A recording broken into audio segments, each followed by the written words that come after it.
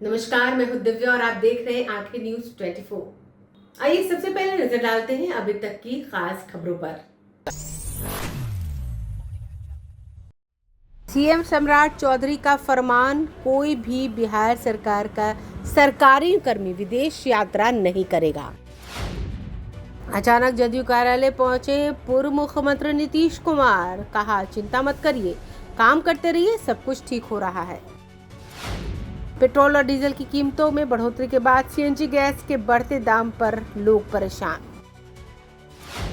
बिहार के 14 सीओ पर सम्राट सरकार का कड़ा एक्शन, इन अधिकारियों पर गिरी गाज। 32 जिलों में आंधी पानी का ऑरेंज अलर्ट, गर्मी पर मौसम विभाग ने दी जानकारी।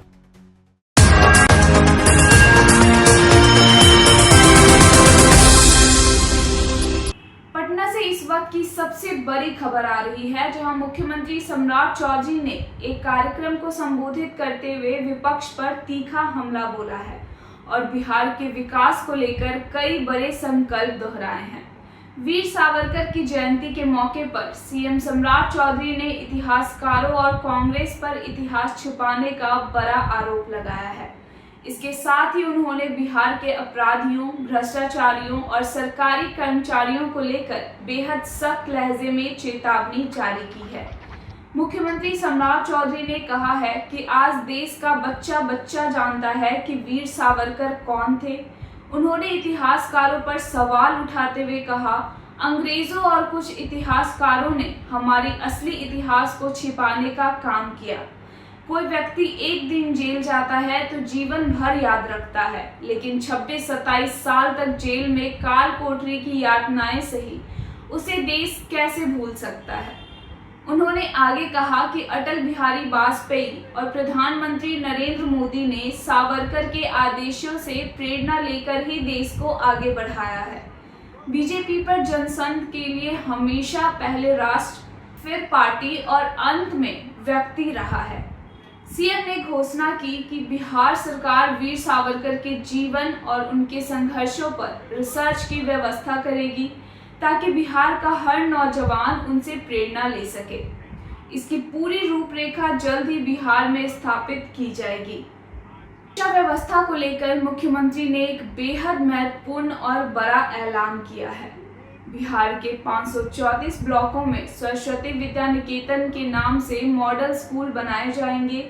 सीएम का दावा है कि ये स्कूल इतने वर्ल्ड क्लास होंगे कि लोग प्राइवेट स्कूलों से नाम कटवाकर अपने बच्चों का एडमिशन इन सरकारी मॉडल स्कूलों में करवाएंगे। भ्रष्टाचार और अपराध पर जीरो टॉलरेंस की नीति दोहराते हुए सम्राट चौधरी ने सख्त लहजे में कहा, जो भी शॉर्टकट अपनाएगा या जल्दी में अमीर बनना चाहेगा, उसकी जगह सीधे बेऊर जेल होगी।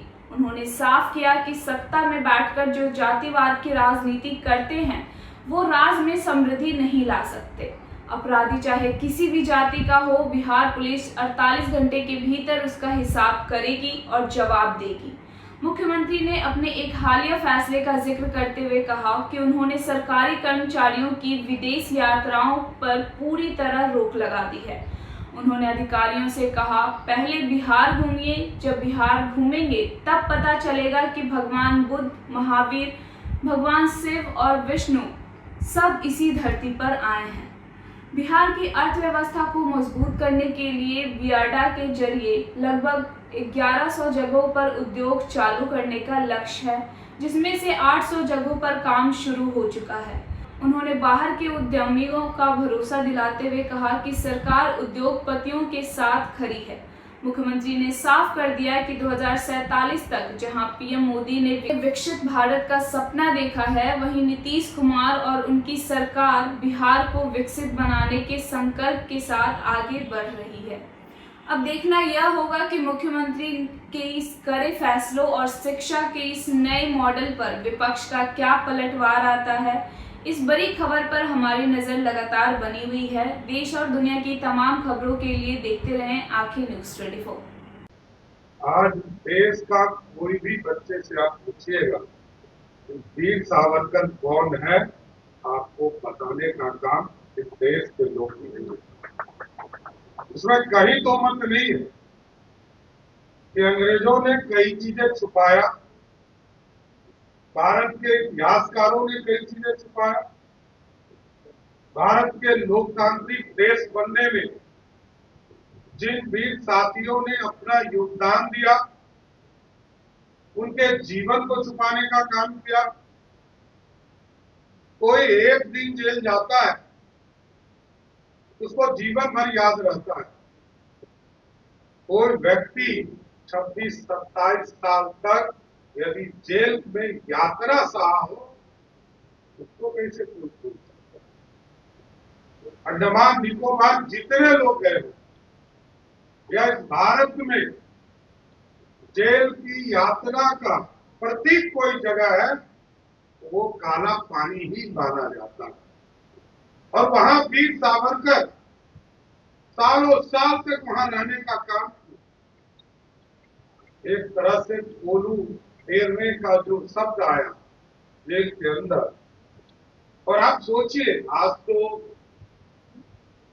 दुनिया आधुनिक युग में जी रहा है। आज लोग सोचते हैं कि कोई निर्माण करेंगे, उसकी राशि का व्यवस्था कहां से करेंगे।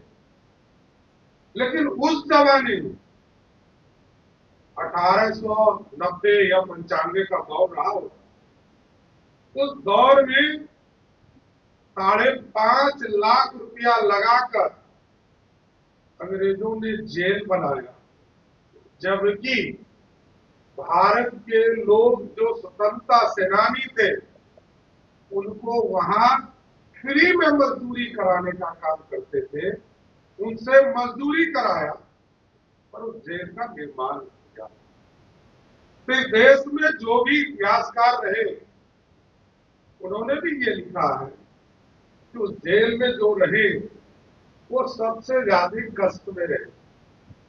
और वीर सावरकर जिस तरह लंबे समय तक, चाहे वो रत्नागिरी के इलाके में रहे हो या अंडमान निकोबार में रहे हो, ये सबने देखा कि वीर सावरकर के जीवन के आदर्श को लेकर, चाहे सरदार अटल बिहारी वाजपेयी जी ने अपनी कविता में कहा, आज देश के यशस्वी प्रधानमंत्री जी जिनकी प्रेरणा लेकर राष्ट्रवाद की बात करते हो, राष्ट्र निर्माण की बात करते हो, वैसे वीर पुरुष को कभी जीवन में भुलाया नहीं जा सकता है, इतना जरूर स्पष्ट करते हैं।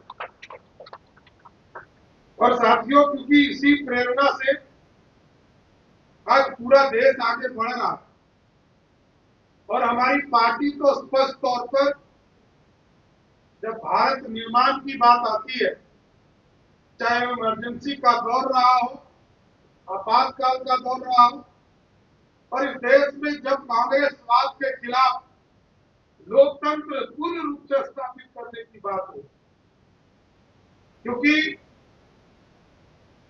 तब के प्रधानमंत्री इसलिए वो कहते थे कि हमने देश को आजाद बनाया, और देश लगभग 20 वर्षों में ही पूरे देश के लोग तंग और तबाह हो गए।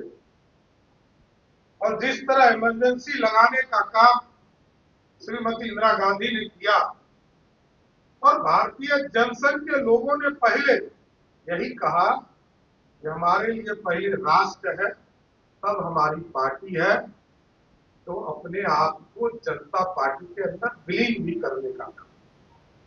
तो भारतीय जनता पार्टी का स्पष्ट मानना है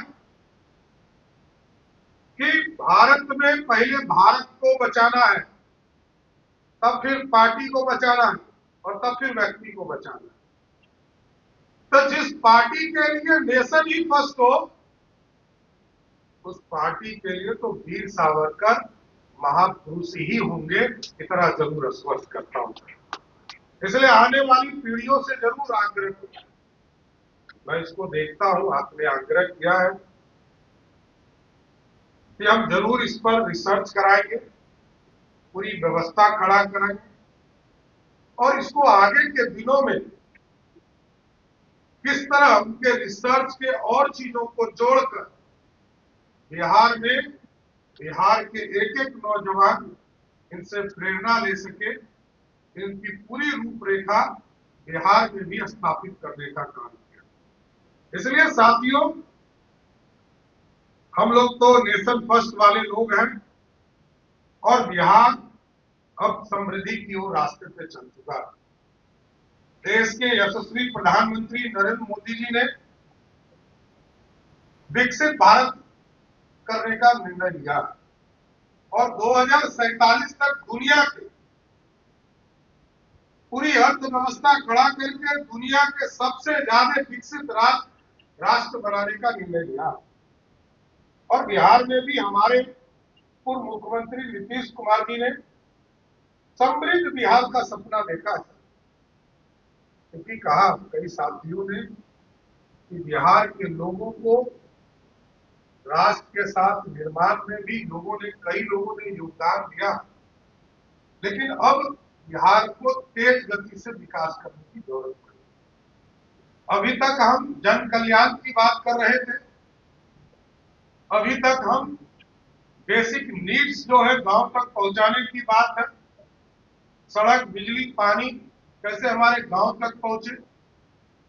हम उद्योग धंधे की तरफ कम ध्यान दे पा रहे थे, लेकिन अब सरकार ने स्पष्ट निर्णय लिया,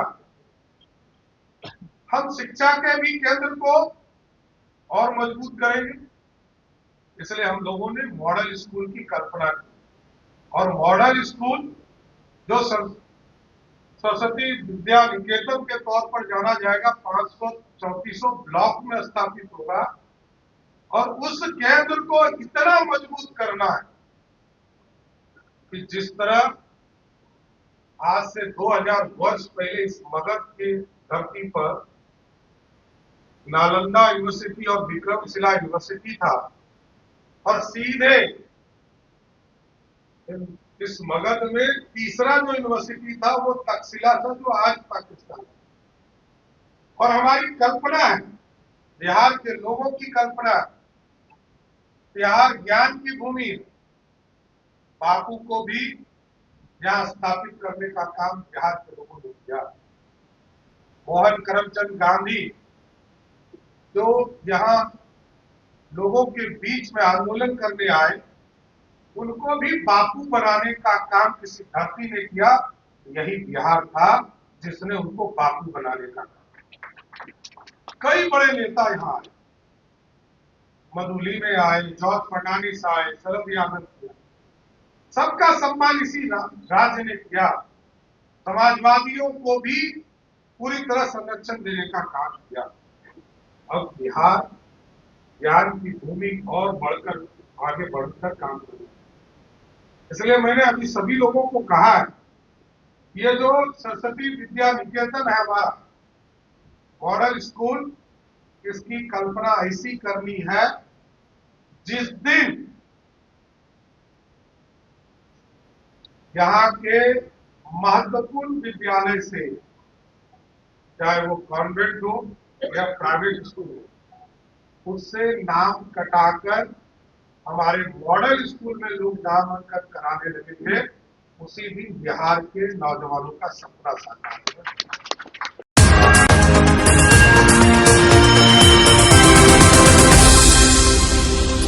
बिहार की सियासी गलियारे से इस वक्त की एक और बेहद दिलचस्प और बड़ी खबर सामने आ रही है। नीतीश कुमार और उप मुख्यमंत्री विजय कुमार चौधरी के बीच हुई मुलाकात के बाद अब चर्चाओं का बाजार गर्म हो चुका है।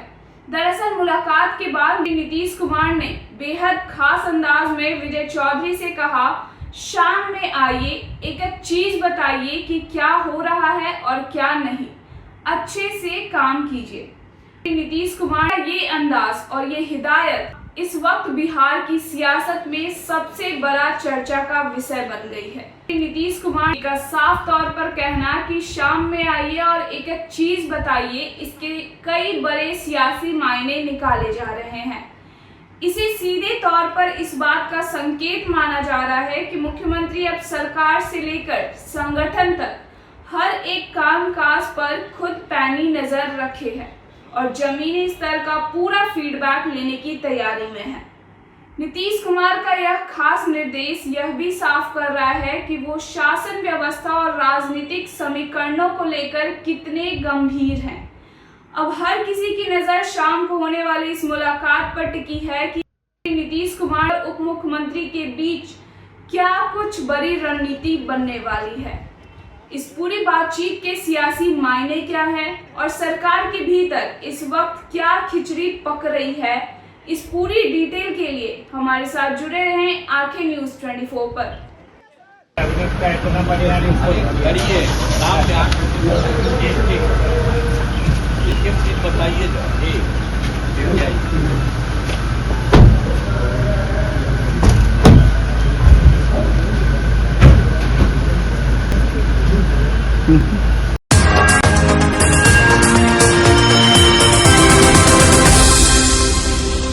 पेट्रोल और डीजल के बाद अब सीएनजी गैस की लगातार बढ़ती कीमतों ने आम आदमी की कमर तोड़ दी है। राजधानी पटना में सीएनजी के दाम बढ़ने का सीधा असर अब लोगों के रोजमर्रे के सफर पर पड़ने जा रहा है। एक तरफ जहां ऑटो चालकों की दैनिक आमदनी पर इसकी भारी मार पड़ी है, वहीं दूसरी तरफ पटना में पढ़ाई कर रहे छात्रों और मध्यम वर्ग यात्रियों के माथे पर भी महंगे सफर की चिंता की लकीर खिंच गई है। पेट्रोल डीजल के बाद अब ग्रीन फ्यूल यानी सीएनजी भी आम लोगों की पहुंच से दूर होती जा रही है। पटना के ऑटो चालकों का कहना है कि सीएनजी के दाम लगातार बढ़ने से गाड़ी चलाने की लागत काफी बढ़ गई है, जबकि उनकी रोज की कमाई घटकर आधी रह गई है। इस बढ़ते खर्च और आर्थिक संकट को देखते हुए पटना के ऑटो यूनियन अब किराया बढ़ाने को लेकर लगातार बैठकें और मंथन कर रहे हैं। चालकों और यूनियन पदाधिकारियों के बीच नए किराया चार्ट को लेकर बातचीत का दौर जारी है। ऑटो चालकों और जानकारों का मानना है कि इस वैश्विक मूल्य वृद्धि के पीछे अंतर्राष्ट्रीय कारण है। बाहरी देशों में चल रहे तनाव और अमेरिका ईरान के बीच गहराता विवाद वैश्विक स्तर पर तेल और गैस की कीमतों को बढ़ा रहा है। इसका सीधा असर भारत के घरेलू बाजारों में ट्रांसपोर्टेशन कॉस्ट पर दिख रहा है। चालकों का साफ कहना है कि अगर ईंधन इसी तरह महंगा होता रहा तो बाजार में हर चीज के दाम बढ़ना तय है। इस बढ़ती महंगाई का सबसे बड़ा और सीधा असर पटना में रहकर पढ़ाई कर रहे छात्राओं पर पड़ रहा है। ऑटो में सफर कर रहे छात्रों ने अपना दर्द बयां करते हुए कहा कि coaching fees, room rent, ration और एलपीजी सिलेंडर के दाम पहले ही आसमान छू रहे हैं। ऐसे में अगर ऑटो और पब्लिक ट्रांसपोर्ट का किराया भी बढ़ गया तो उनका मासिक बजट पूरी तरह से ध्वस्त हो जाएगा। बिहार के गांव और छोटे शहरों से सुनहरे भविष्य का सपना लेकर पटना आए युवाओं के लिए यह स्थिति बेहद चिंताजनक है। रोज कॉलेज और कोचिंग जाने के लिए ऑटो ही उनका एकमात्र सहारा है। किराए में बढ़ोतरी होने से छात्राओं के परिवारों पर अतिरिक्त आर्थिक बोझ पड़ेगा, जिससे कई छात्राओं के लिए पटना में रहकर पढ़ाई जारी रखना भी मुश्किल हो सकता है। कुल मिलाकर सीएनजी की बढ़ती कीमत ने एक तरफ ऑटो चालक की रफ्तार धीमी की है तो दूसरी तरफ छात्रों और नौकरी पेशा लोगों की जेब खाली कर दी है। अब देखना यह होगा कि क्या सरकार इस दिशा में टैक्स कम करके कोई राहत देती है या फिर पटना के लोगों को एक बार फिर महंगे सफर के लिए तैयार रहना होगा। कैसे किलो हो गया? किलो तो 94 रुपये किलो हो गया है। 94 रुपये किलो। पैसेंजर का किराया भी बढ़ा दिया है। नहीं बढ़ाने वाले हैं। कोई सब लोग तैयार होगा तब ना। हाँ। अकेले कैसे हो लगता है कि सकता है? किराया बढ़ जाएगा। इस तरीके से महंगे हो रहे हैं सीएनजी, पेट्रोल, डीजल, उसकी वजह से लगता है कि किराया महंगा होगा। हाँ, 10-15 आदमी साथ में रहेगा तो हो सकता है। बीच लग रहा है कि किराया महंगा हो जाएगा, बढ़ जाएगा। सस्ता बढ़ जाएगा। किराया बढ़ जाएगा ना। हाँ अभी तो महंगा मिल रहा होगा। पहले कितने था? 89 रुपए। हाँ अब तो बहुत 90 रुपये हो गया। हाँ बढ़ गया है। सीएनजी की कीमत बढ़ गई है तो लगता है कि किराया भी महंगा हो जाएगा। पहले पेट्रोल, फिर डीजल, रसोई गैस, अब सीएनजी की भी कीमत बढ़ गई है तो यात्रा करना बड़ा मुश्किल हो रहा होगा। बहुत होगा सर, है? बहुत होगा। जेब पर भारी पड़ेगा, बजट गड़बड़ा जाएगा। बजट तो ऐसे भी गड़बड़ाया हुआ है सर। है? बजट तो गड़बड़ाइले है पूरा गड़बड़ा गया। तो हम लोग के चलना फिरना सोचना पड़ता है। मानते हैं इसके लिए। अब हम किस कर सकते हैं? सरकार को मतलब कि जनता के लिए सोचना चाहिए कि इतना महंगाई में थोड़ा मतलब कि इससे कुछ लगता है इसकी वजह हाँ। से खान पान की चीजें भी महंगी हो जाएगी, रसोई घरों की बजट तो हो भी तो गया है सर। पहले दूध मिलता था वो हम लोग 30 रुपये लेते थे, 28 रुपये, अब 30 रुपये मिल रहा है, तो महंगे ना हो गया सर। महंगा हो गया ना। क्या लग रहा है, आप युवा हैं, कैसे देखते हैं इन सभी चीजों को, महंगाई को? सीएनजी की भी कीमत बढ़ी है जिस तरीके से, ऑटो वाले भी किराया बढ़ा देंगे तो कितना जेब पर भारी पड़ेगा? बहुत भारी पड़ रहा है, बहुत दिक्कत हो रहा है। हाँ, डेली कमाने खाने वाले हैं, हाँ, तो जेब पे तो बाहर घर पे 500 कमाएंगे तो 200 गाड़ी भाड़ा में चल जाएगा आने जाने में। मान लीजिए हमको दानापुर जाना, दानापुर से आएंगे तो 100-150, हाँ खत्म।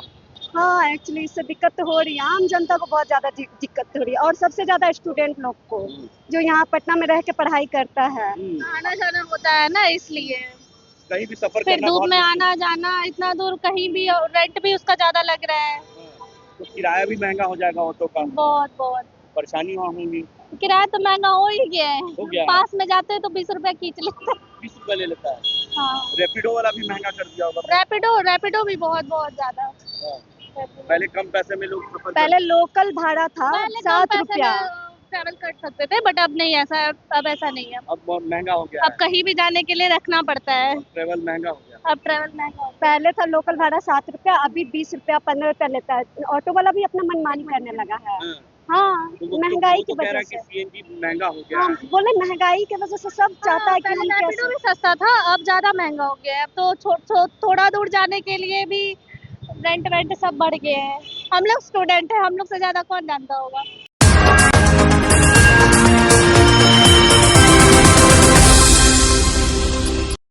दो दिनों की आंधी पानी की वजह से बिहार में झुलसाती गर्मी से थोड़ी राहत मिली है। 28 मई को राज्य के 32 जिलों में आंधी बारिश और तेज हवा का ऑरेंज अलर्ट जारी किया गया है। दक्षिण बिहार के कुछ जिलों में तेज गर्मी का असर देखने को मिलेगा। पटना, मुजफ्फरपुर, वैशाली, समस्तीपुर, मधुबनी समेत कुछ जिलों में तापमान में कमी आने के आसार हैं। मौसम विभाग की रिपोर्ट के अनुसार प्री मानसून गतिविधियां तेज हो रही हैं, जिससे गर्मी से अस्थायी राहत की उम्मीद है। बिहार में आज सूर्यास्त शाम 6:42 पर होगा। नमी का स्तर 39% पाया गया है। वायुमंडलीय दबाव 1007 के स्तर का है। पटना मौसम विज्ञान केंद्र ने गुरुवार के लिए प्रदेश के मौसम के हालात पर रिपोर्ट जारी किया। आज राज्य 32 जिलों के लिए तेज आंधी, बारिश और आकाशीय बिजली को लेकर बड़ा अलर्ट जारी किया गया है। बदलते मौसम के कारण गर्मी से राहत मिलने की उम्मीद जगी है। आज बेतिया, मोतिहारी, गोपालगंज, सिवान, सारण, मुजफ्फरपुर, शिवहर, सीतामढ़ी, मधुबनी, दरभंगा, समस्तीपुर, वैशाली, पटना, जहानाबाद, नालंदा, गयाची, नवादा, शेखपुरा, लखीसराय, जमुई, मुंगेर, बांका, भागलपुर, खगड़िया, बेगूसराय, सहरसा, मधेपुरा, सुपौल, अररिया, किशनगंज, कटिहार, पूर्णिया और भागलपुर जिलों के लिए आंधी और बारिश के साथ ठनका गिरने की चेतावनी जारी की गई है। मौसम विभाग ने लोगों से अपील की है कि आईएमडी के अलर्ट पर ध्यान दें। मौसम के हालात को देखते हुए अपनी गतिविधियों का संचालन करें। मौसम खराब होने पर घरों से बाहर नहीं निकले। किसान खेतों में जाते हैं तो सावधानी रखें। बारिश की स्थिति बनते ही सुरक्षित स्थान पर चले जाएं। बता दें, बुधवार को राज्य भर में बिगड़े मौसम के कारण 8 लोगों की मौत हो गई। मौसम विभाग की ओर से बताया गया कि बंगाल की खाड़ी से लगातार नमी वाली हवाएं बिहार की ओर बढ़ रही हैं। वहीं पश्चिमी विक्षोभ और स्थानीय चक्रवाती परिसंचरण का असर दिखने लगा है। प्रदेश के कई इलाकों में तेज हवा, गरज चमक और बारिश का दौर शुरू हो चुका है। मौसम वैज्ञानिकों का कहना है कि प्री मानसून के दौरान इस तरह का मिजाज बिल्कुल सामान्य माना जाता है। इससे खरीफ की फसल को लाभ मिलेगा, लेकिन तत्काल मक्का, सब्जी, फलों की फसल को नुकसान हो सकता है। बीते दिनों की बारिश से मक्के की तैयार फसल को क्षति हुई है। आज गुरुवार को भागलपुर, पूर्णिया, बांका, कटिहार, बेतिया और गोपालगंज में कुछ स्थानों पर भारी बारिश हो सकती है। कुछ स्थानों पर ठनका गिरने की भी चेतावनी जारी की गई है। खास तौर पर जो खेतों में काम करते मजदूर, उनके लिए अलर्ट जारी किया गया है कि वो इस समय सावधानी बरतें। जब भी बिजली के साथ चमक दिखे तो किसी शेड वाले स्थान पर चले जाएं, पेड़ के नीचे ना खड़े रहें। साथ ही साथ लोगों से भी सलाह दी गई है कि तेज आंधी बारिश के कारण अपने घरों में ही रहें और सावधानी बरतें। ब्यूरो रिपोर्ट, आंखें न्यूज़ 24।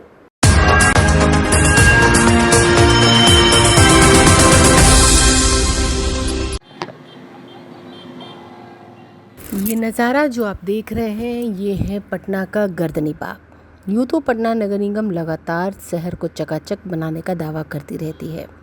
एक स्लोगन भी है, अपना पटना चकाचक। लेकिन पटना नगर निगम की पोल यहाँ पूरी तरह खुलती दिख रही है, क्योंकि जिस तरह आप देख रहे हैं कि कूड़े का अंबार, ये पूरा इलाका जो है पूरी तरह एक डंपिंग एरिया में तब्दील हो चुका है। गंद इतनी कि लोगों का गुजरना मुश्किल हो चुका है। लिहाजा लोग अब सोच रहे हैं कि किस तरीके से इससे निजात पाया जाए, लेकिन कोई उपाय नज़र नहीं आ रहा है। सबसे बड़ी बात यह है कि यहाँ पे आपको बता दें कि कुछ ही कदमों की दूरी पर सिविल सर्जन का ऑफिस है। इसके साथ साथ कुछ ही कदमों की दूरी पर ही गर्दनी बाग अस्पताल भी है, साथ ही साथ बगल में मंदिर है। इतने महत्वपूर्ण चीज़ होने के बावजूद यहाँ कूड़े का अंबार है और इस पर ना तो जिला प्रशासन और ना ही पटना नगर निगम का ध्यान जाता है। लोगों का कहना है कि उनका गुजरना मुश्किल है, दूभर है, इतनी गंदगी और गंद आती है कि बीमारियों का यह घर है। अब सबसे बड़ा सवाल ये उठता है कि जहाँ अस्पताल के आसपास साफ सफाई रहनी चाहिए, वहाँ इतनी गंदगी क्यों? जिस तरह कूड़े का अंबार यहाँ पे लग रहा है, इससे आप अंदाज़ा लगा सकते हैं कि अस्पताल में मरीजों का इलाज कितना ख़तरे में है। मरीज खुद किसी न किसी बीमारी को लेकर अस्पताल आते हैं और जब इन कूड़े के अंबार से उठती गंध और साथ ही साथ जिस तरह से बीमारियां फैलेंगी, उससे मरीज और बीमार हो सकते हैं।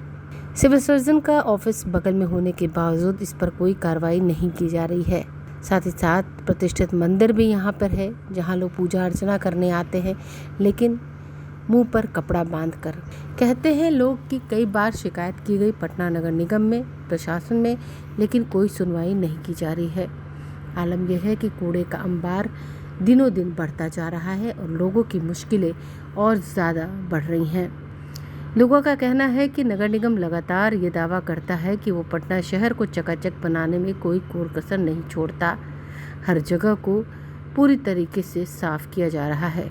गर्दनी बाग बहुत ही महत्वपूर्ण इलाका है पटना का। इसके बावजूद यहाँ की स्थिति देखकर यह अंदाज़ा लगाया जा सकता है कि साफ सफाई को लेकर पटना नगर निगम कितना चौकस है। लोगों द्वारा लगातार शिकायतें करने के बावजूद कोई कार्रवाई नहीं की जा रही है। लोग परेशान हैं और इस भीषण गर्मी में गंध और ज़्यादा बढ़ रही है। लोग प्रशासन से गुहार लगा रहे हैं कि जल्द से जल्द इस पर कार्रवाई की जाए। देखना है लोगों की पुकार कब तक सुनी जाती है। ब्यूरो रिपोर्ट, आंखें न्यूज़ 24। गंदगी व्याप्त है ही। महक बहुत स्मेल गंदा आता है। अस्पताल में लोग ठीक होने आएंगे कि और बीमार पड़े जाएंगे वहाँ आने के बाद। मंदिर है, अस्पताल है और गंदगी का जो अंबार है, उससे लगता है कि लोग बीमार होकर ठीक हो पाएंगे या नहीं? यहाँ ठीक नहीं हो पाएंगे और बीमार हो जाएंगे यहाँ पे। क्या लगता है सरकार को इसकी बात की चिंता नहीं है कि अस्पताल के बगल में डैम बनाना कचड़े का, ये कहाँ तक उचित है? बहुत गलत है। यहाँ डैम बनाना बहुत गलत है। सरकार को चाहिए कि यहाँ से हटा के कहीं दूसरे जगह डैम बनाया जाए। पास से जब गुजरते होंगे जी, तो मजबूरन नाक में एकदम पट्टी लगा के ऐसे मुंह तोप के आता है सब। और रोड पर गाड़ी चलता होगा जी, तो सड़क के दोनों ओर कचरा तो उड़ के चला जाता है जी, एकदम चला जाता है, एकदम लॉक हो जाता है, रास्ता ब्लॉक हो जाता है। हाँ, बहुत गंदी है।